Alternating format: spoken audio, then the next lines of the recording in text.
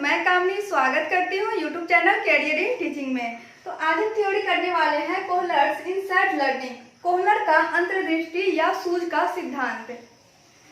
ये किससे जुड़ा हुआ है? तो ये गेस्टाल्टवाद के अंदर आता है।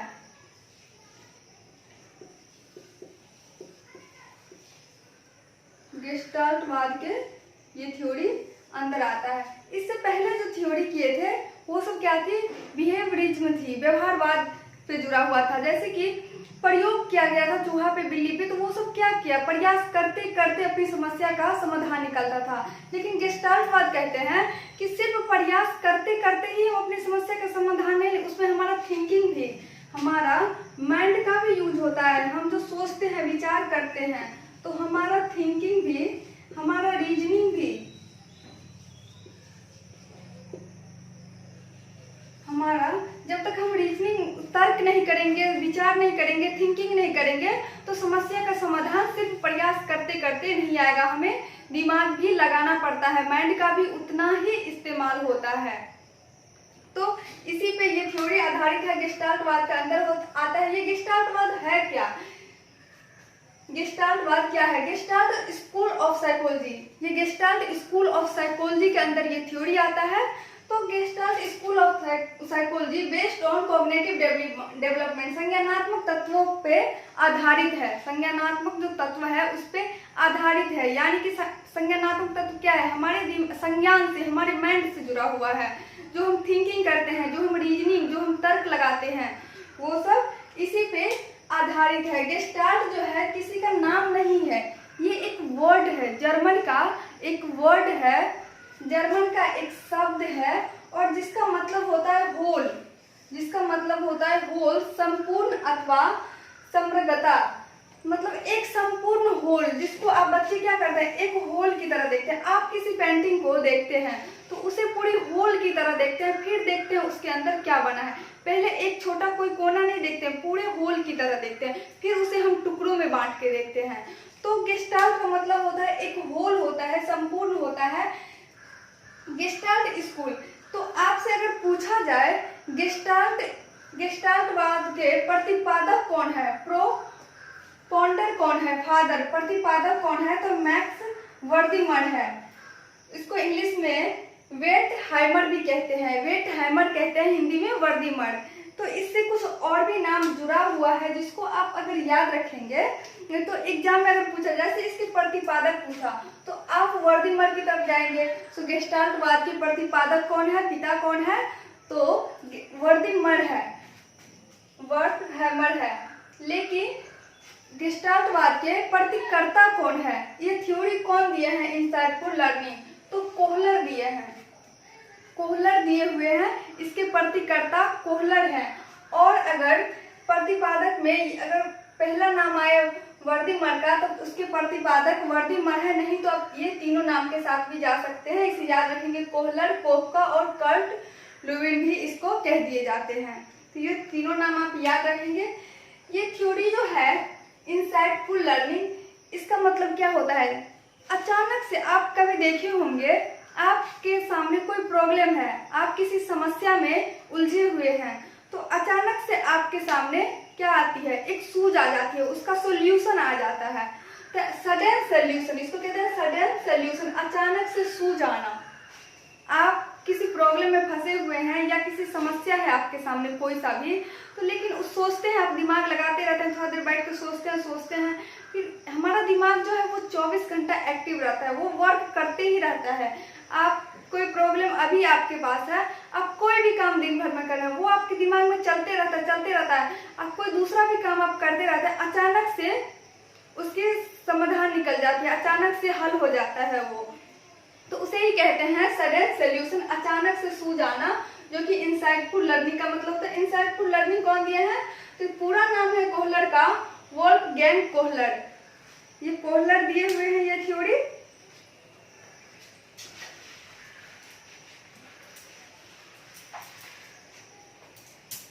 आपके सामने जब तक समस्या नहीं आएगी,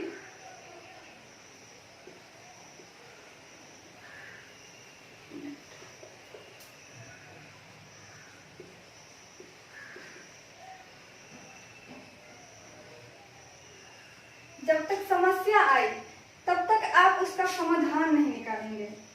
अगर कोई समस्या आएगी तभी तो उसका आप समाधान निकालेंगे। तो जैसे ही कोई समस्या आएगी तो अचानक से आपके सामने कोई समस्या आई, फिर अचानक से आपके सामने क्या आती है, सूझ आती है, उसका सॉल्यूशन आ जाता है। तो इस थ्योरी का यही मतलब होता है। जो कोहलर क्या किए, तो एक एक्सपेरिमेंट किए, किस पे प्रयोग किए, तो चिंपैंजी पे,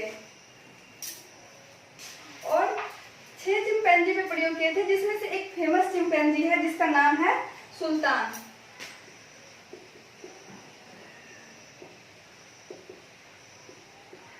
एक्सपेरिमेंट ऑन सुल्तान, सुल्तान पे प्रयोग किए। सुल्तान चिंपैंजी का नाम है।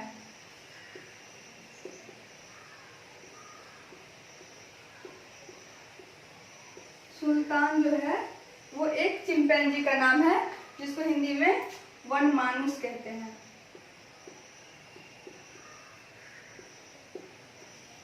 वन मानुस कहते हैं। तो वो वन मानुस पे प्रयोग किए, चिंपैंजी पे प्रयोग किए, जिसमें से एक फेमस चिंपैंजी था जिसका नाम था सुल्तान। तो आप यहाँ इमेज में देख सकते हैं, उसके सामने एक समस्या दी गई।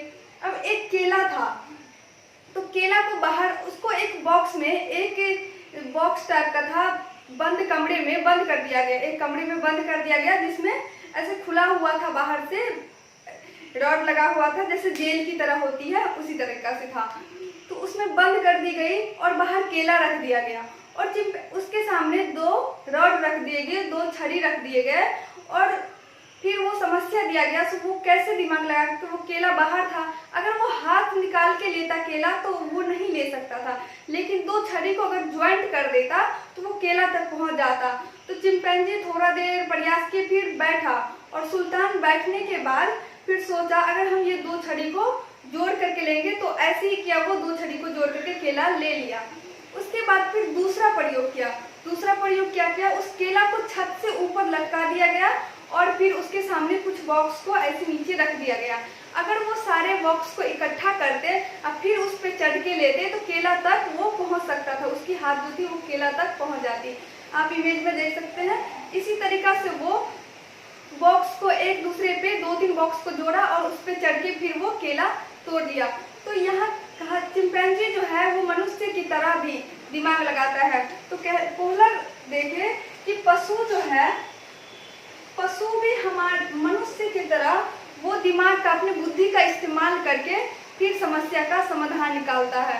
और वो चिंपैंजी हमारी तरह ही, उसका जो माइंड होता है वो मनुष्य से मिलता जुलता रहता है, वो भी इतना सोच सकता है। तो वो जो केला ऊपर में था, फिर वो बॉक्स को ऊपर रखा और उस केला को ले लिया। ये थ्योरी, इसमें क्या हुआ, अचानक से उसके सामने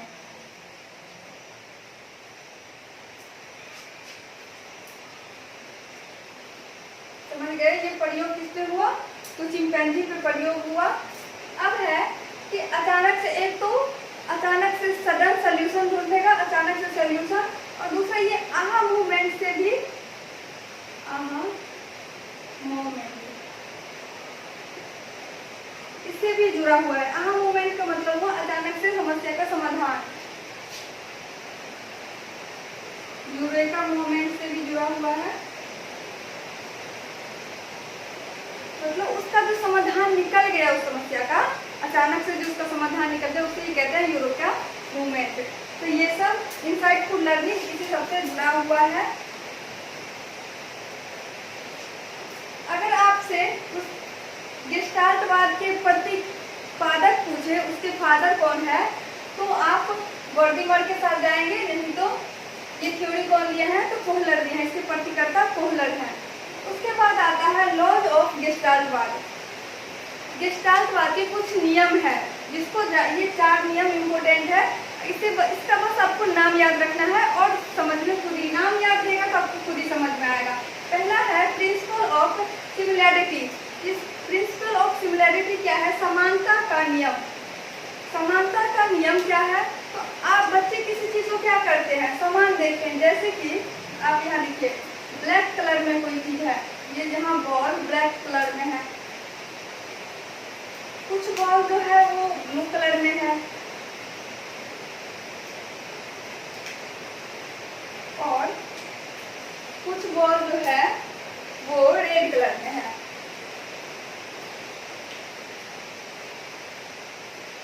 कुछ बॉल रेड कलर में है। अभी हम समझ रहे हैं समानता का नियम। तो अगर सारे बॉल इकट्ठे रहे तो आप इसे क्या करेंगे, एक अलग अलग कैटेगरी में देंगे। जैसे ब्लैक वाले को ब्लैक कैटेगरी में देंगे, ब्लू वाले को ब्लू कैटेगरी में देंगे, और रेड वाले को रेड कैटेगरी में देंगे। सबको क्या अलग अलग, इसे कहते हैं समानता का नियम। समान बॉल को समान कैटेगरी में और सबको बच्चे उसको अलग अलग कैटेगरी में देते हैं। इसे आप समझ गए। अब फिर दूसरा नियम देखते हैं।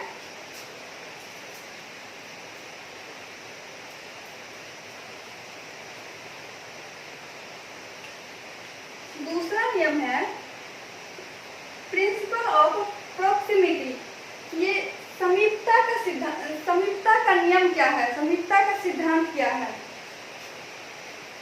प्रिंसिपल ऑफ प्रॉक्सिमिटी ये जो होती है समीपता का नियम, जैसे कि कोई एक यहाँ पे ये सारे बॉल जो है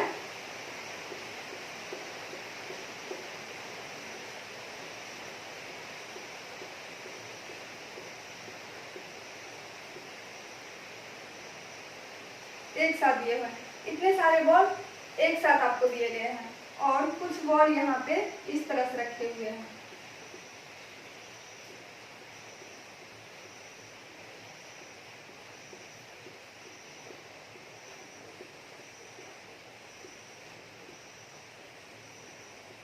तो बच्चे किसी चीज को कैसे देखते हैं, संपूर्ण देखते हैं, यानी कि होल देखते हैं।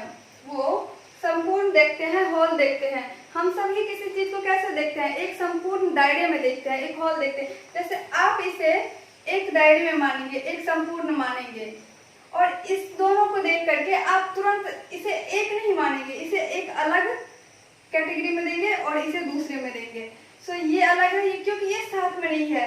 लेकिन अगर इसे एक साथ अगर ऐसे लाइन बना दिया जाए तो आप इसे एक तरह से देखेंगे, लेकिन जब तक ये लाइन नहीं दिया जाएगा तब तक आप इसे एक अलग कैटेगरी में देखेंगे। एक मतलब कि समीपता का नियम, इसे एक समीप, इसको एक समान देखेंगे आप, इस दोनों को अलग अलग कैटेगरी में देखेंगे। वही होता है समीपता का नियम। इसे आप समझ गए। अब तीसरा देखते हैं। आप किसी चीज को कैसे देखते हैं, संपूर्ण देखते हैं, एक पूरे होल की तरह देखते हैं। अगर एक जगह ये तो आप देख रहे हैं ये सारे एक साथ है तो आप एक देखेंगे, दोनों में गैप आ गया बीच में तो आप इसे अलग अलग होल में देखेंगे, अलग उसे अलग देखेंगे, उसे अलग देखेंगे, एक कैटेगरी में और दूसरे को दूसरे कैटेगरी में। तीसरा है प्रिंसिपल ऑफ क्लोजर, समापन का नियम। समापन का नियम क्या होता है, ये समापन का नियम होता है जैसे किसी चीज को समीप में, जैसे मान लीजिए आपके सामने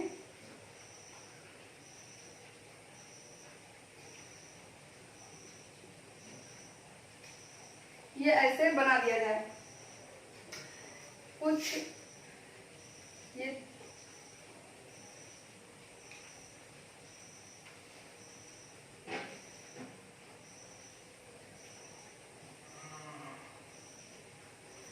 तो आप इसे तुरंत ही हमारा दिमाग जो है वो क्या करेगा, ये समझ जाएगा इस बीच में गैप है, बीच में ये प्रिंसिपल ऑफ, इसके एग्जाम्पल है प्रिंसिपल ऑफ क्लोजर, समापन का नियम। आप इसे इस बीच में गैप है लेकिन क्या करेंगे, इसे इस गैप को फिल कर देंगे, इस गैप को भर देंगे। आप इसे स्क्वायर समझेंगे, बीच में गैप है लेकिन हमारा दिमाग इसे क्या समझेगा, स्क्वायर समझेगा, अपने आप इसे भर देगा, अपने आप इसे। और जैसे ये त्रिभुज बना हुआ है, इसे अपने आप हमारा दिमाग भर देगा कि ये जैसे ये सर्कल है तो इस सर्कल को बीच में तो गैप था लेकिन इसे हमारा दिमाग बना देगा, क्योंकि उस तरह से आकृति में ये बना हुआ है तो उसे बना देगा। इसे कहते हैं क्लोजर का नियम, समानता का, समापन का नियम।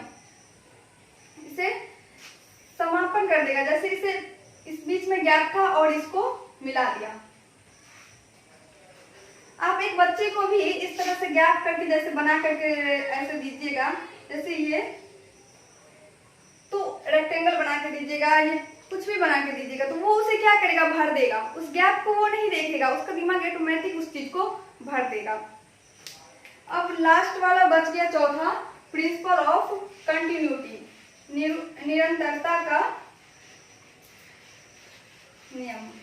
ये निरंतरता का नियम क्या होता है, जैसे हम एक 4 लाइन लिए, एक लाइन लिए यहाँ से, दूसरी लाइन लिए यहाँ से, तीसरी लाइन लिए यहाँ से और चौथी लाइन लिए यहाँ से।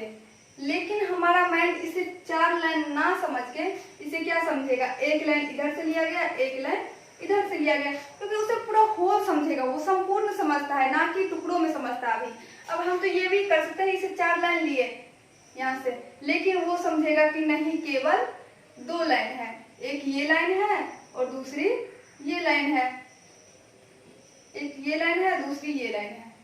हमारा माइंड बस 2 लाइन इसे समझेगा। अब जल्दी से रिवाइज कर लेते हैं हम क्या सब पढ़े। तो ये थ्योरी गेस्टाल्टवाद के, गेस्टाल्ट स्कूल ऑफ साइकोलॉजी के अंदर आता है, गेस्टाल्टवाद के अंदर आता है। गेस्टाल्ट किसी का नाम नहीं है, एक वर्ड है, एक जर्मन वर्ड है, जर्मन का शब्द है, जर्मन भाषा का एक शब्द है, जिसका मतलब होता है होल, संपूर्ण, समस्त होता है, पूरा संपूर्ण। गेस्टाल्टवाद के प्रतिपादक कौन है, तो गेस्टाल्टवाद के प्रतिपादक है वर्दीमर, उसके प्रतिपादक मैक्स वर्दीमर है। लेकिन उसके गेस्टाल्टवाद के प्रतिकर्ता कौन है, तो कोहलर है। अगर आपसे पूछा जाए गेस्टाल्टवाद के प्रतिकर्ता कौन है, तो आप जाएंगे कोहलर पे। और चिंपैंजी पे ये प्रयोग किए, एक फेमस चिंपैंजी था जिसका नाम था सुल्तान। इस थ्योरी में सुल्तान ही इंपोर्टेंट है, तो आप सुल्तान को बस याद रखेंगे। सुल्तान पे प्रयोग किया, उसके साथ जैसे कि 2 प्रयोग यहाँ पे की गई कि एक तो केला को बाहर रखा गया और केला को बाहर रखने के बाद 2 छड़ी दे दिए गए। अब सुल्तान को दिमाग लगाना था कि दोनों छड़ी को जोड़ेंगे तो केला आ जाएगी हमारे पास, तो वो वैसे ही किया, दोनों छड़ी को जोड़ करके केला बाहर से ले लिया। फिर दूसरी क्या की गई, दूसरा प्रयोग किया गया कि केला को छत पे लटका दिया गया, छत से सीलिंग से लटका दिया गया और फिर वहां पर 2-3 बॉक्स रख दिए गए। अगर वो बॉक्स को ज्वाइंट करके उस पर चढ़ता तो वहां तक पहुंच जाता। तो सुल्तान दिमाग लगाया और वहां तक पहुंच गया। इस सब में क्या, वो अपने बुद्धि का इस्तेमाल किया, सुल्तान अपने बुद्धि का इस्तेमाल किया, ऐसे ही किया। तो इसे आहा मूवमेंट से भी जुड़ा हुआ है ये। और इस थ्योरी का मतलब होता है इंसाइटफुल लर्निंग, यानी सडन सोल्यूशन, अचानक से सूझ आ जाना। आप कोई चीज कर रहे हैं, आपके सामने में कोई प्रॉब्लम है, कोई समस्या है, आप कोई काम कर रहे हैं, आपके दिमाग में वो चीज चल रहा है, अचानक से उसका समाधान निकल जाता है, तो इसी कहते हैं सडन सोल्यूशन है। इस थ्योरी को कौन दिया है, इंसाइटफुल लर्निंग, तो कोहलर, वोल्फगैंग कोहलर। 4 नियम को हम अभी देखें, जिसमें से था समानता का नियम। कोई चीज को हम कैसे देखते हैं, एक समान देखते हैं। जैसे ब्लू कलर को एक समान में रखेंगे, हर चीज को एक कैटेगरी में रखेंगे, समान चीजों को। समीपता का नियम, एक हमारा दिमाग एक चीज को, जो चीज आपके सामने एक होल बना हुआ पूरा इकट्ठा है, उसे आप एक जगह देखेंगे, फिर वही चीज 2 जगह है, बीच में अगर गैप है तो उसे आप अलग अलग चीजों में तोड़ के देखते हैं। फिर तीसरा है समापन का नियम, मतलब कि आप बच्चे को कोई भी चीज फिल करने के लिए ऐसे दीजिए आधा हैप करके, लेकिन उसका दिमाग उसे पूरा कर देगा, क्योंकि वो उस आकृति में उसे बना देगा जिस आकृति में आप उसे हाफ हाफ करके दिए हुए हैं। चौथा है निरंतरता का नियम। निरंतरता का नियम अभी हम समझे, जैसे ये 4 लकीर हम दिए, लेकिन हमारा माइंड इसे 2 ही मानेगा, क्योंकि वो पूरे चीज को संपूर्ण रूप से देखता है। बस यही थी इस थ्योरी की बात। अगर आपको क्लास अच्छी लगी तो वीडियो को लाइक कीजिए, चैनल को सब्सक्राइब कीजिए। फिर मिलते हैं अगले क्लास में।